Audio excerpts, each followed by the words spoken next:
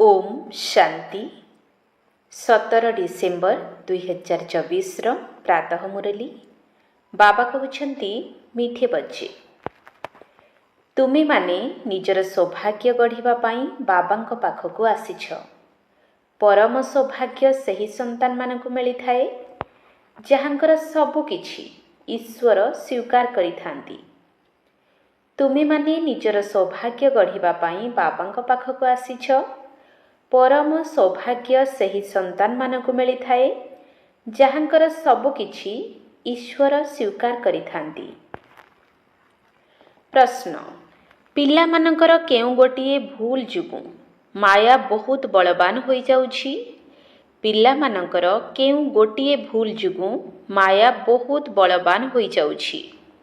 उत्तर पिला माने भोजन समय रे बाबांकु भूली जाउछंती। बाबांकु न खुआइबा कारणरू माया भोजन खाई जाउछि जहा द्वारा से बलवान होई जाउछि। पुणी पिलामानंकु ही हैरान करुछि।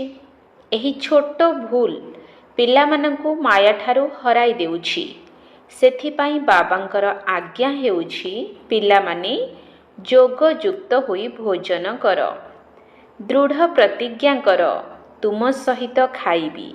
जेते मने पकाइब बाबा सेते खुशी हेबे। गीत आज नहीं तो कल बिखरेंगे यह बादल। ओम शांति। पिला माने जानुछंती कि आमर दुर्भाग्यर दिन परिवर्तित होई एबे सदा काल पाई सौभाग्यर दिन आसुछि। पुरुषार्थर क्रम अनुसारे भाग्य बदली चलीछि। स्कूल रे मध्य भाग्य बदली थाए ना, अर्थात उच्च होई जाई थाए। तुमे भल भाबरे जानिछ एबे एही रात्रि शेष हेबाकु जाउछि। वर्तमान आमर भाग्य बदलुछि। ज्ञानर वर्षा होई चलीछि। सेंसिबल अर्थात ज्ञानी पिला माने जानिछंती बराबर दुर्भाग्यशाली रु आमे सौभाग्यशाली हेउछु, अर्थात स्वर्गर मालिक हेउछु। पुरुषार्थर क्रम अनुसारे आमे निजर दुर्भाग्यरु सौभाग्य गढ़ुछु। एबे रातिरु दिन हेबाकु जाउछि। एकथा तुम पिलामानंक व्यतीत आउ काहाकु जणा नाही। बाबा गुप्त अटंती, तेणु तांकर कथा मध्य गुप्त अटे। जदिओ मनुष्य माने सहज राजयोग और सहज ज्ञानर कथा शास्त्र रे लेखिछंती, किंतु जेउ माने लेखिछंती से माने तो मरी गलेनी। बाकी जेउ माने पढ़ुछंती से माने किछि बुझी पारु नाहंती, काहेकि ना बुद्धिहीन अटंती। केते फरक रहिछि। तुमे मध्य पुरुषार्थर क्रम अनुसारे बुझुछ। समस्ते तो एकापरि पुरुषार्थ करू नाहंती। दुर्भाग्य काहाकू ओ सौभाग्य काहाकू कहा जाए एकथा केवल तुमे ब्राह्मण माने ही जानिछ। अन्य समस्ते तो घोर अंधकार रे रहिछंती। तांकु बुझाई जाग्रत करिबाकू हेबो। सूर्यवंशी मानकू सौभाग्यशाली कहा जाउछि। सेही माने ही 16 कला संपूर्ण अटंती। जेउ बाबा स्वर्गर रचना करुछंती तांक द्वारा आमे स्वर्ग को जीवा पाई निजर सौभाग्य गढ़ुछु। जेउ माने इंग्राजी जानिछंती तांकु मध्य तुमे बुझाई परिबो जे आमे हेभेनली गॉड फादर अर्थात स्वर्गर रचयिता ईश्वर पितांक द्वारा स्वर्गर सौभाग्य गढ़ुछु। स्वर्गरे हेउछि सुख, नरकरे रहिछि दुख। गोल्डन एज अर्थात सत्य जुगरे सुख, आयरन एज अर्थात कली जुगरे दुख। एहा बिल्कुल सहज कथा अटे। आमे एबे पुरुषार्थ करुछु। इंग्रेज ख्रिस्टियान आदि बहुत आसीबे। कुह आमे एबे केवल स्वर्गर रचयिता एक ईश्वर पितांकु ही मने पकाउछु, काहेकि ना मृत्यु सम्मुखरे छिड़ा होइछि। बाबा कहुछंती तुमको मो पाखकु आसीबाकू हेबो। जेपरि तीर्थ को जाइथांती ना, बौद्धि मानकर निजस्व तीर्थ स्थान रहिछि ओ ख्रिस्टियान मानकर निजर तीर्थ स्थान रहिछि। प्रत्येकंकर निज निजर नीति प्रथा रहिछि। आमर एठारे हेला बुद्धि जोगर कथा। जेउठारु अभिनय करिबाकू आसीछु सेहिठाकू पुणी जिबाकू हेबो। से हेउछंती स्वर्ग स्थापन करुथिबा ईश्वर पिता। ସେ ଆମକୁ କହିଛନ୍ତି ଆମେ ତୁମକୁ ମଧ୍ୟ ସତ୍ୟ ରାସ୍ତା ବତାଉଛୁ। ବାବା ଈଶ୍ୱର ପିତାଙ୍କୁ ମନେ ପକାଇଲେ ଅନ୍ତିମ ସ୍ମୃତି ଅନୁସାରେ ଗତି ହୋଇଯିବ। କେହି ରୋଗଗ୍ରସ୍ତ ହେଲେ ତାଙ୍କୁ ସମସ୍ତେ ଯାଇ ସାବଧାନ କରାଇଥାନ୍ତି କି ରାମ ନାମ କୁହ। ବଙ୍ଗଳାରେ ଯଦି କେହି ମୃତ୍ୟୁର ଅନ୍ତିମ ସ୍ଥିତିରେ ରହିଥାନ୍ତି ତେବେ ତାଙ୍କୁ ଗଙ୍ଗା କୂଳକୁ ନେଇଯାଇ କହିଥାନ୍ତି ହରି ବୋଲ ହରି ବୋଲ, ତେବେ ହରିଙ୍କ ପାଖକୁ ଚାଲିଯିବ। କିନ୍ତୁ କେହି ଯାଇ ନଥାନ୍ତି। ସତ୍ୟଯୁଗରେ ତ କେହି କହିବେ ନାହିଁ କି ରାମ ରାମ କୁହ ଅଥବା ହରି ବୋଲ କୁହ। ଦ୍ୱାପରରୁ ପୁଣି ଏହି ଭକ୍ତି ମାର୍ଗ ଆରମ୍ଭ ହୋଇଥାଏ। ଏପରି ନୁହେଁ କି ସତ୍ୟଯୁଗରେ କୌଣସି ଭଗବାନ ଅଥବା ଗୁରୁଙ୍କୁ ମନେ ପକାଯିବ। ସେଠାରେ ତ କେବଳ ନିଜର ଆତ୍ମାକୁ ହିଁ ମନେ ପକାଯାଇଥାଏ। ମୁଁ ଆତ୍ମା ଗୋଟିଏ ଶରୀର ଛାଡ଼ି ଆଉ ଗୋଟିଏ ନେବି। ସେଠାରେ ନିଜର ବାଦଶାହୀ ହିଁ ମନେ ରହିଥାଏ। ଜାଣିଥାନ୍ତି ଯେ ଆମେ ରାଜା ଘରେ ଯାଇ ଜନ୍ମ ନେବୁ। ଏହି ନିଶ୍ଚୟ ହୋଇଯାଇଛି କି ବାଦଶାହୀ ତ ମିଳିବ ନା, ବାକି କାହାକୁ ମନେ ପକାଇବେ ଅଥବା ଦାନ ପୁଣ୍ୟ କରିବେ। ସେଠାରେ କେହି ଗରିବ ରହିବେ ନାହିଁ ଯେଉଁମାନଙ୍କୁ ଦାନ ପୁଣ୍ୟ କରିବେ। ଭକ୍ତି ମାର୍ଗ ନୀତି ପ୍ରଥା ଓ ଜ୍ଞାନ ମାର୍ଗର ନୀତି ପ୍ରଥା ଅଲଗା ଅଲଗା ଅଟେ।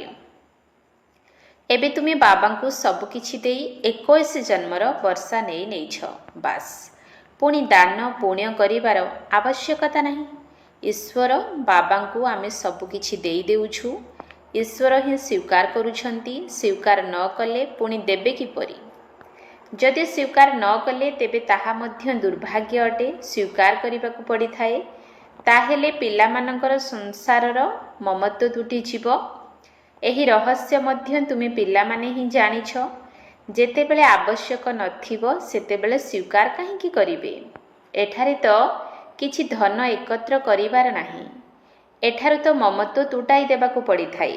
ବାବା ବୁଝାଉଛନ୍ତି ବାହାରକୁ କୁଆଡ଼େ ଗଲେ ନିଜକୁ ବହୁତ ହାଲକା ଅନୁଭବ କର। ଆମେ ଆତ୍ମା ବାବାଙ୍କର ସନ୍ତାନ ଅଟୁ। ଆମେ ଆତ୍ମା ରକେଟ ଠାରୁ ମଧ୍ୟ ତୀକ୍ଷ୍ଣ ଅଟୁ। ଏହିପରି ଦେହୀ ଅଭିମାନୀ ହୋଇ ଚାଲିଲେ କେବେ ହେଲେ ଥକିଯିବ ନାହିଁ। ଦେହର ଅଭିମାନ ଆସିବ ନାହିଁ। ଯେପରି ଏହି ପାଦ ଚାଲୁନାହିଁ, ଆମେ ଉଡ଼ି ଉଡ଼ି ଯାଉଛୁ। ଦେହୀ ଅଭିମାନୀ ହୋଇ ତୁମେ ଯେଉଁଆଡ଼େ ଚାହିଁବ ଯାଇପାରିବ। ଆଗରୁ ତ ଲୋକମାନେ ତୀର୍ଥ ଆଦିକୁ ପାଦରେ ହିଁ ଚାଲି ଚାଲି ଯାଉଥିଲେ। ସେ ସମୟରେ ମନୁଷ୍ୟମାନଙ୍କର ବୁଦ୍ଧି ତମ ପ୍ରଧାନ ତ ନଥିଲା। ବହୁତ ଶ୍ରଦ୍ଧାର ସହିତ ଯାଉଥିଲେ, ଥକି ଯାଉନଥିଲେ। ବାବାଙ୍କୁ ୟାଦ କରିବା ଦ୍ୱାରା ସାହାଯ୍ୟ ତ ମିଳିବ ନା। ଯଦିଓ ତାହା ପଥରର ମୂର୍ତ୍ତି ଅଟେ, କିନ୍ତୁ ବାବା ସେ ସମୟରେ ଅଳ୍ପକାଳ ନିମନ୍ତେ ମନସ୍କାମନା ପୂର୍ଣ୍ଣ କରି ଦେଇଥାନ୍ତି। ସେ ସମୟରେ ରଜ ପ୍ରଧାନ ସ୍ମୃତି ଥିଲା, ତେଣୁ ତାହା ଦ୍ୱାରା ମଧ୍ୟ ବଳ ମିଳୁଥିଲା। ତୀର୍ଥଯାତ୍ରାକୁ ଚାଲି ଚାଲି ଗଲେ ମଧ୍ୟ ହାଲିଆ ଲାଗୁନଥିଲା। ବର୍ତ୍ତମାନ ତ ବଡ଼ ବଡ଼ ଲୋକମାନେ ତୁରନ୍ତ ଥକି ଯାଉଛନ୍ତି। ଗରିବ ଲୋକମାନେ ଅନେକ ତୀର୍ଥକୁ ଯାଇଥାନ୍ତି। ସାହୁକାର ଲୋକମାନେ ବହୁତ ଆଡ଼ମ୍ବର ସହିତ ଘୋଡ଼ା ଆଦିରେ ଯାଇଥାନ୍ତି। ଗରିବମାନେ ତ ପାଦରେ ଚାଲି ଚାଲି ଯାଇଥାନ୍ତି। ଭାବନାର ଭଡ଼ା ଯେତେ ଗରିବମାନଙ୍କୁ ମିଳିଥାଏ ସେତେ ସାହୁକାରମାନଙ୍କୁ ମିଳିନଥାଏ। ବର୍ତ୍ତମାନ ସମୟରେ ମଧ୍ୟ ତୁମେ ଜାଣୁଛ ବାବା ଦୀନବନ୍ଧୁ ଅଟନ୍ତି। ପୁଣି ଦ୍ୱନ୍ଦ୍ୱରେ କାହିଁକି ପଡ଼ୁଛ? ଭୁଲି ଯାଉଛ କାହିଁକି? ବାବା କହୁଛନ୍ତି ତୁମକୁ କୌଣସି କଷ୍ଟ କରିବାକୁ ପଡ଼ିବ ନାହିଁ। କେବଳ ଏକମାତ୍ର ସାଜନ ଅର୍ଥାତ୍ ପ୍ରିୟତମଙ୍କୁ ୟାଦ କରିବାକୁ ହେବ। ତୁମେ ସମସ୍ତେ ସଜନୀ ଅର୍ଥାତ୍ ପ୍ରିୟତମା ଅଟ। ତେଣୁ ସାଜନକୁ ମନେ ପକାଇବାକୁ ପଡ଼ିବ। ସେହି ସାଜନକୁ ଭୋଗ ନ ଲଗାଇ ଖାଇବାକୁ ତୁମକୁ ଲଜ୍ଜା ଲାଗୁନାହିଁ? ସେ ସାଜନ ବି ଅଟନ୍ତି, ପୁଣି ବାପା ମଧ୍ୟ ଅଟନ୍ତି। କହୁଛନ୍ତି ମୋତେ ତୁମେ ଖୁଆଇବ ନାହିଁ? ତୁମକୁ ତ ମୋତେ ଖୁଆଇବା ଉଚିତ ନା। ଦେଖ ବାବା କେତେ ଉପାୟ ବତାଉଛନ୍ତି। ତୁମେ ବାବା ଅଥବା ସାଜନ ବୋଲି ମାନୁଛ ନା? ଯିଏ ତୁମକୁ ଖୁଆଉଛନ୍ତି ପ୍ରଥମେ ତ ତାଙ୍କୁ ଖୁଆଇବା ଦରକାର। ବାବା କହୁଛନ୍ତି ମୋତେ ଭୋଗ ଲଗାଇ ମୋ ୟାଦରେ ଖାଅ। ଏଥିପାଇଁ ବହୁତ ମେହନତ କରିବାକୁ ପଡ଼ିବ। ବାବା ବାରମ୍ବାର ବୁଝାଉଛନ୍ତି। ବାବାଙ୍କୁ ନିଶ୍ଚୟ ମନେ ପକାଇବାକୁ ପଡ଼ିବ। ବାବା ନିଜେ ମଧ୍ୟ ବାରମ୍ବାର ପୁରୁଷାର୍ଥ କରି ଚାଲିଛନ୍ତି। ତୁମ କୁମାରୀମାନଙ୍କ ପାଇଁ ତ ଏହା ବହୁତ ସହଜ ଅଟେ। ତୁମେ ବିଲକୁଲ ସିଡ଼ି ଚଢ଼ି ହିଁ ନାହଁ, ଅର୍ଥାତ୍ ବିବାହ କରିନାହଁ। କନ୍ୟାର ତ ସାଜନ ସହିତ ନିର୍ବନ୍ଧ ହୋଇ ହିଁ ଥାଏ। ତେବେ ଏପରି ସାଜନଙ୍କ ୟାଦ କରି ଭୋଜନ ଖାଇବା ଉଚିତ। ଆମେ ତାଙ୍କୁ ମନେ ପକାଉଛୁ ଓ ସେ ଆମ ପାଖକୁ ଆସୁଛନ୍ତି। ୟାଦ କରିବ ତ ସେ ଭାଷଣା ନେବେ। ତେଣୁ ଏହିପରି କଥା ସବୁ ବାବାଙ୍କ ସାଥିରେ ହେବା ଉଚିତ। ରାତ୍ରି ଉଜାଗର ହେଲେ ତୁମର ଏହିପରି ଅଭ୍ୟାସ ହୋଇଯିବ। ଅଭ୍ୟାସ ହୋଇଗଲେ ପୁଣି ଦିନରେ ମଧ୍ୟ ସ୍ମୃତି ରହିବ। ଭୋଜନ ସମୟରେ ମଧ୍ୟ ୟାଦ କରିବା ଉଚିତ। ସାଜନଙ୍କ ସହିତ ତୁମର ନିର୍ବନ୍ଧ ହୋଇଛି, ତୁମ ସହିତ ଖାଇବି, ଏହିପରି ପକ୍କା ପ୍ରଣ କରିବାକୁ ହେବ। ଯଦି ୟାଦ କରିବ ତେବେ ତ ଯାଇ ସେ ଖାଇବେ ନା। ତାଙ୍କୁ ତ କେବଳ ଭାଷଣା ହିଁ ମିଳିବ, କାହିଁକିନା ତାଙ୍କର ନିଜର ଶରୀର ନାହିଁ। କୁମାରୀମାନଙ୍କ ନିମନ୍ତେ ତ ବହୁତ ସହଜ, ଏମାନଙ୍କ ନିମନ୍ତେ ଅଧିକ ସୁଯୋଗ ରହିଛି। ଶିବ ବାବା ଆମର ସୁନ୍ଦର ସାଜନ କେତେ ମିଠା ଅଟନ୍ତି। ଅଧା କଳ୍ପ ଆମେ ଆପଣଙ୍କୁ ୟାଦ କରୁଛୁ, ଏବେ ଆପଣ ମିଳିଛନ୍ତି। ଆମେ ଯାହା ଖାଉଛୁ ଆପଣ ମଧ୍ୟ ଖାଆନ୍ତୁ। ଏପରି ନୁହେଁ ଯେ ଥରେ ମନେ ପକାଇଲ ବାସ୍ ପୁଣି ତୁମେ ନିଜେ ଖାଇ ଚାଲିବ, ତାଙ୍କୁ ଖୁଆଇବାକୁ ଭୁଲିଯିବ। ବାବାଙ୍କୁ ଭୁଲିଗଲେ ବାବା ଆଉ ଭୋଜନ ସ୍ୱୀକାର କରିବେ ନାହିଁ। ବହୁତ ଜିନିଷ ତ ଖାଉଛ, ଖେଚେଡ଼ି, ଆମ୍ବ, ମିଠା ଆଦି ଖାଉଛ। ଏପରି ନୁହେଁ କି ଆରମ୍ଭରୁ ମନେ ପକାଇଲ ପୁଣି ଭୁଲିଗଲ, ତେଣୁ ଅନ୍ୟ ଜିନିଷ ସେ କିପରି ଖାଇବେ। ସାଜନ ନ ଖାଇଲେ ତ ମାୟା ମଝିରେ ପଶି ଖାଇଯିବ, ତାଙ୍କୁ ଖାଇବାକୁ ଦେବ ନାହିଁ। ମୁଁ ଦେଖୁଛି ମାୟା ଖାଇଯିବାରୁ ସେ ବଳବାନ ହୋଇଯାଉଛି ଓ ତୁମକୁ ହରାଇ ଚାଲିଛି। ବାବା ସବୁ ଯୁକ୍ତି ବତାଉଛନ୍ତି। ବାବାଙ୍କୁ ୟାଦ କଲେ ବାବା ଅଥବା ସାଜନ ବହୁତ ଖୁସି ହେବେ। କହୁଛ ବାବା ତୁମ ସହିତ ବସିବୁ, ତୁମ ସହିତ ଖାଇବୁ, ଆମେ ଆପଣଙ୍କୁ ମନେ ପକାଇ ଖାଉଛୁ। ଜ୍ଞାନ ଦ୍ୱାରା ଜାଣୁଛ ଯେ ଆପଣ ତ ବାସ୍ନା ହିଁ ନେବେ।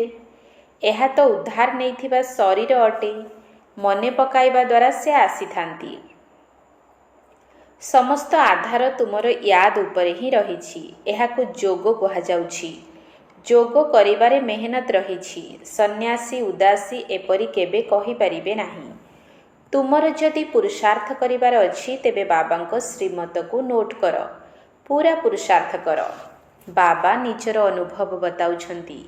କହୁଛନ୍ତି ଯେପରି କର୍ମ ମୁଁ କରୁଛି ତୁମେ ମଧ୍ୟ କର। ସେହି କର୍ମ ମୁଁ ତୁମକୁ ଶିଖାଉଛି। ବାବାଙ୍କୁ ତ କର୍ମ କରିବାର ନାହିଁ। ସତ୍ୟ ଯୁଗରେ କେହି କର୍ମ ଭୋଗ ଭୋଗନ୍ତି ନାହିଁ। ବାବା ବହୁତ ସହଜ କଥା ବତାଉଛନ୍ତି। ତୁମ ସହିତ ବସିବି, ଶୁଣିବି, ତୁମ ସହିତ ଖାଇବି। ଏହା ତୁମର ହିଁ ଗାୟନ ଅଟେ। ସାଜନ ଅଥବା ପିତା ରୂପରେ ୟାଦ କର।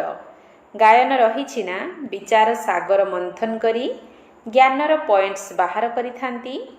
ଏହିପରି ଅଭ୍ୟାସ କରିବା ଦ୍ୱାରା ବିକର୍ମ ମଧ୍ୟ ବିନାଶ ହେବ, ସୁସ୍ଥ ମଧ୍ୟ ରହିବ। ଯିଏ ପୁରୁଷାର୍ଥ କରିବେ ତାଙ୍କର ଲାଭ ହେବ, ଯିଏ ନ କରିବେ ତାଙ୍କର କ୍ଷତି ହେବ। ସାରା ଦୁନିଆ ତ ସ୍ୱର୍ଗର ମାଲିକ ହେବେ ନାହିଁ। ଏସବୁ ମଧ୍ୟ ହିସାବ କିତାବ ରହିଛି। ବାବା ବହୁତ ଭଲ ଭାବରେ ବୁଝାଉଛନ୍ତି। ଗୀତ ତ ଶୁଣିଲ କି ବାସ୍ତବରେ ଆମେ ଯାତ୍ରା କରୁଛୁ। ଯାତ୍ରା ସମୟରେ ଭୋଜନ ଆଦି ତ ଖାଇବାକୁ ପଡ଼ିଥାଏ। ସଜନୀ ସାଜନ ସହିତ ପିଲାମାନେ ବାପାଙ୍କ ସହିତ ଖାଇଥାନ୍ତି। ଏଠାରେ ମଧ୍ୟ ଏହିପରି ହେଉଛି।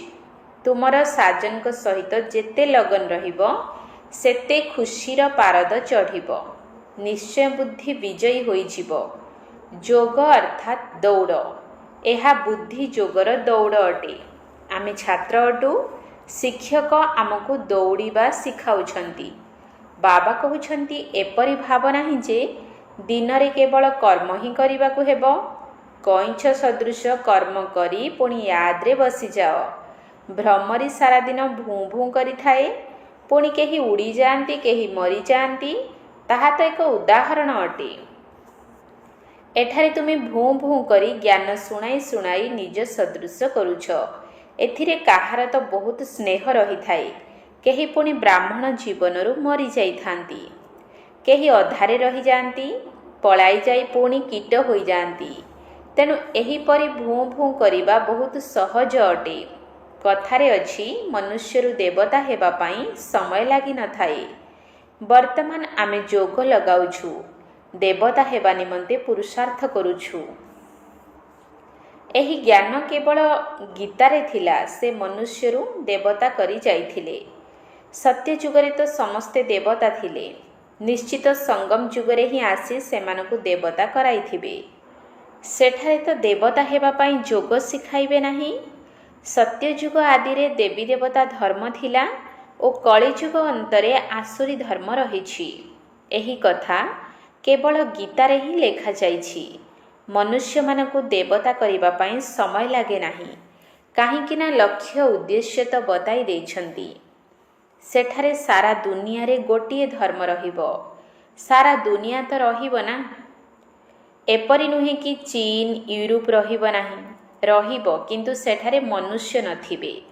ଭାରତରେ କେବଳ ଦେବତା ଧର୍ମର ଲୋକମାନେ ରହିବେ। ଅନ୍ୟ ଧର୍ମାବଲମ୍ବୀମାନେ ନଥିବେ। ବର୍ତ୍ତମାନ ହେଉଛି କଳିଯୁଗ। ଆମେ ଭଗବାନଙ୍କ ଦ୍ୱାରା ମନୁଷ୍ୟରୁ ଦେବତା ହେଉଛୁ।